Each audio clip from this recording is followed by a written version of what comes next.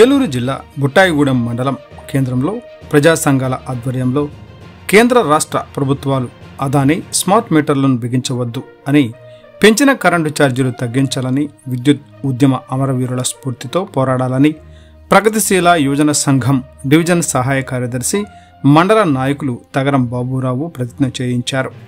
విద్యుత్ పోరాట అమరవీరుల మరణించి నేటికి 25 సంవత్సరాలు సందర్భంగా వారికి నివాళులు అర్పిస్తూ నిరసన కార్యక్రమం చేపట్టారు.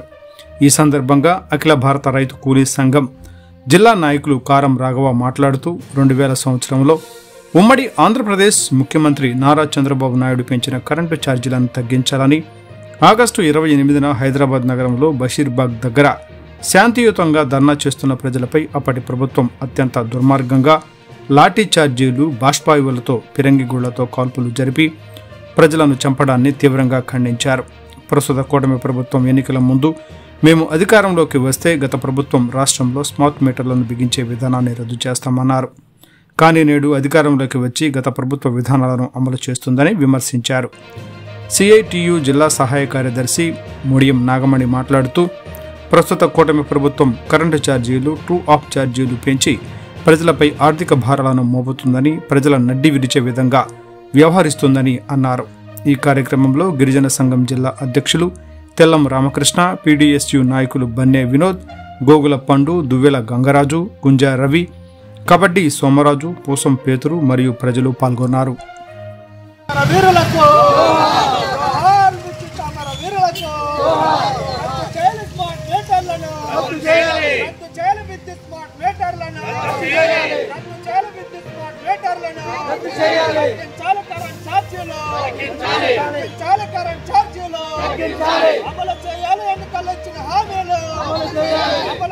చంద్రబాబు నాయుడు ఎన్నికల్లో ఇచ్చిన హామీలు చంద్రబాబు నాయుడు ఎన్నికల్లో ఇచ్చిన హామీలు రచించాలి. ప్రజా వ్యతిరేక విధానాలు రచించాలి. కేంద్ర ప్రభుత్వాలకు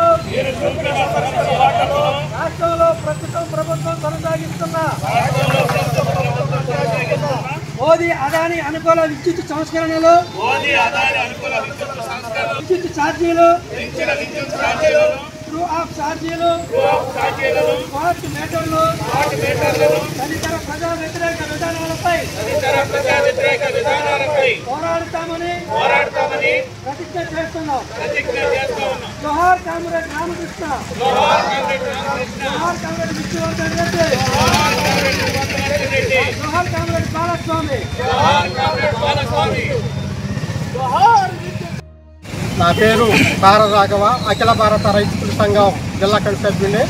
1991 సంవత్సరంలో తీసుకొచ్చిన విద్యుత్ సంస్కరణలు, ప్రైవేటీకరణ ఏవైతే ఉన్నాయో వాటి భాగంలోనే 2000 సంవత్సరంలో చంద్రబాబు నాయుడు తీసుకొచ్చినటువంటి విద్యుత్ ఛార్జీలు తగ్గించాలని హైదరాబాద్లో బషీర్ బాగ్లో పెద్ద ఎత్తున పోరాటం చేయడం జరిగింది. ఆ పోరాటంలో 3 అమరవీరులు మరణించడం జరిగింది. అదేవిధంగా ఆ పోరాటం ఫలితంగానే ఈరోజు వ్యవసాయ బోర్లకు విద్యుత్ ఛార్జీలు పెంచుకోకుండా, అదేవిధంగా ఇళ్లకి కొన్ని సంవత్సరాల వరకు విద్యుత్ ఛార్జీలు పెంచుకోకుండా కొనసాగుతూ ఉంటుంది. అయితే ఇప్పుడు ఏదైతే 2020 సంవత్సరంలో జగన్మోహన్ రెడ్డి తీసుకొచ్చినటువంటి స్మార్ట్ మీటర్లు ఏవైతే ఉన్నాయో వాటిని తీసుకొచ్చిన తర్వాత రాష్ట్రంలో స్మార్ట్ మీటర్లు బిగించాలని తీసుకొచ్చినటువంటి ఈ యొక్క కార్యక్రమాన్ని మేము పూర్తిగా వ్యతిరేకిస్తున్నాం. ఈ వ్యతిరేక పోరాటంలో ప్రజలందరూ కూడా పాల్గొన అవసరం ఉంది. లేని ఏడల ఇప్పుడు తీసుకొస్తున్నటువంటి ఏదైతే కూటమి ప్రభుత్వం ఉందో ఈ కూటమి ప్రభుత్వం కూడా జగన్ రెడ్డి ప్రభుత్వం లాగానే భవిష్యత్తులో కూలిపోయే అవకాశాలు ఉన్నాయి. కాబట్టి ప్రజా వ్యతిరేక విధానాలను విడనాడాలి. ప్రజా వ్యతిరేక విధానాలు విడనాడకపోతే భవిష్యత్తులో ప్రజా పోరాటాలు ఉవ్వెత్తున కొనసాగిస్తామని ఈ సందర్భంగా తెలియజేస్తున్నాం. ఈరోజు విద్యుత్ ఏదైతే స్మార్ట్ మీటర్ల వ్యతిరేకంగా రాష్ట్ర వ్యాప్తంగా కూడా ఆనాడు బషీర్బాగ్లోని మరణించిన అమరవీరులకు నివాళులర్పిస్తూ వాళ్ళు ఏదైతే అమరులయ్యారో ఆ విద్యుత్ సంస్కరణల వ్యతిరేకంగా ఈరోజు కార్యక్రమం చేపట్టడం జరిగింది.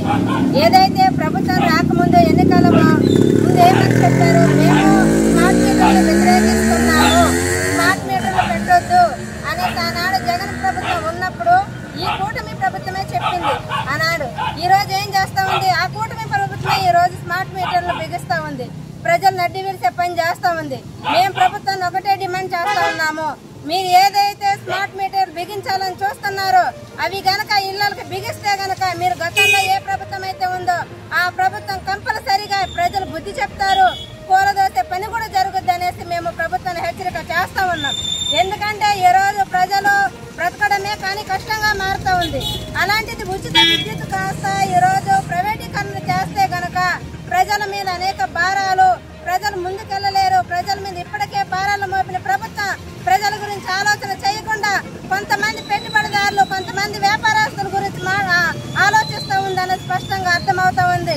మేము ప్రభుత్వం ఒకటే కోరుతున్నాం, ప్రజలకి విద్యుత్ అందుబాటులో ఉండాలి. ఏదైతే గతంలో సబ్సిడీ రూపంలో ఇచ్చారో ఆ సబ్సిడీ కొనసాగించాలి. ట్రాక్ ఛార్జీలను రద్దు చేయాలి.